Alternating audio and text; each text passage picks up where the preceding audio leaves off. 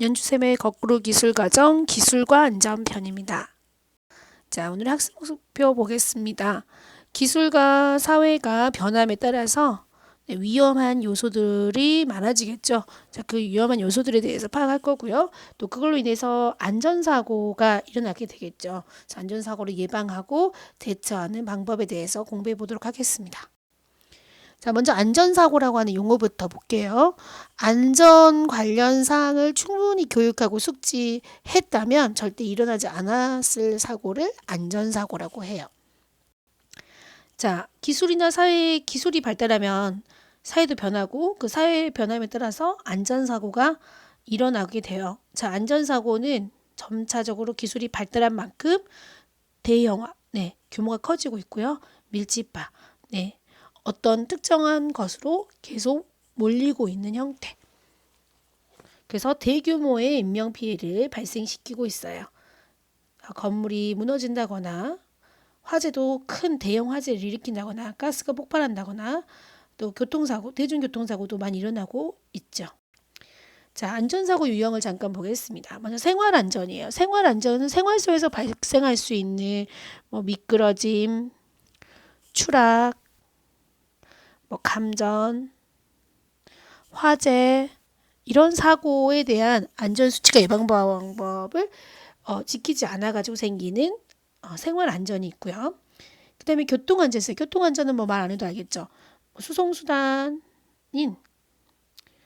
자전거라든지 자동차, 오토바이, 선박, 비행기, 지하철 등, 그 안에서 대중교통의 안전수칙이나 보행자 안전수칙을 지키지 않아서 생기는 문제, 그런 사고를 교통안전사고라고 하고요.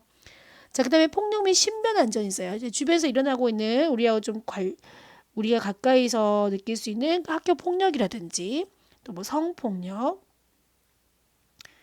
또는 아동학대 이런 것과 관련되어 있어서 일어나는 폭력 및 신변 안전 사고가 있고, 자, 그다음에 약물과 사이버 중독 있어요. 말 그대로 사이버 온라인상의 중독 현상.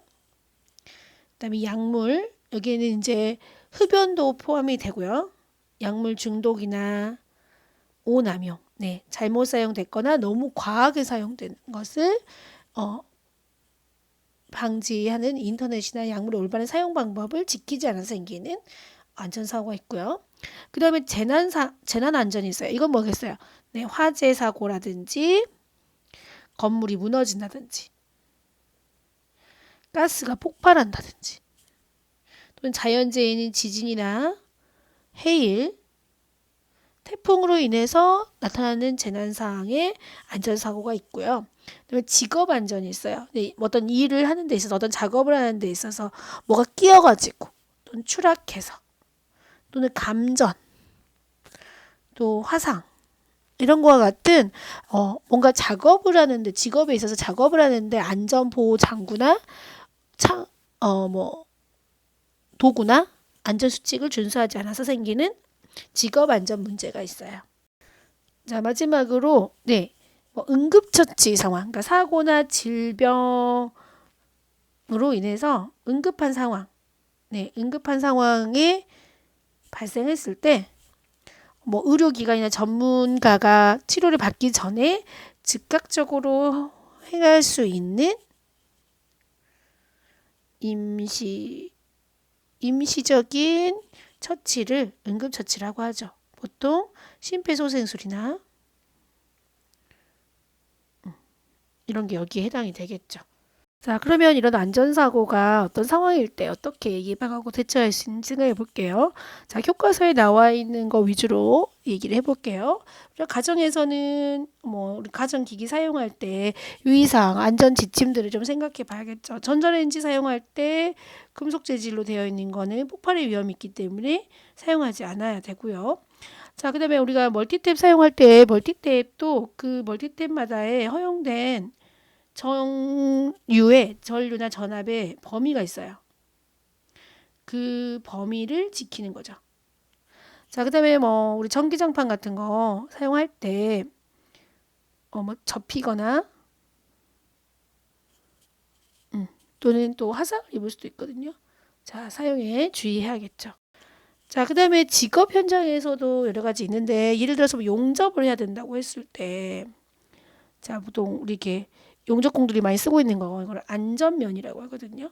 얼굴을 가리는 거, 스파크나 이런 거, 안전장갑 같은 기본적으로 착용해야 하는 안전 보호 장구들을 착용해야 되고요.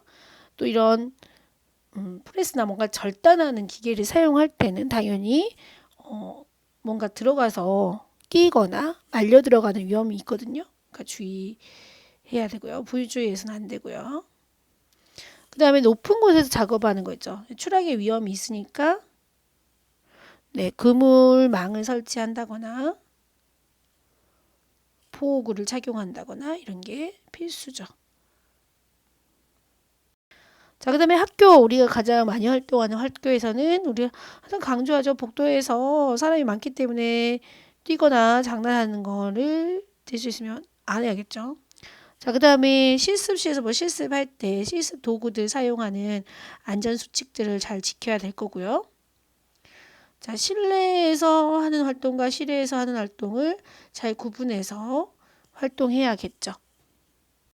자, 그 다음에 우리가 학교나 뭐 집이나 또 화재 시에 대처하는 방법.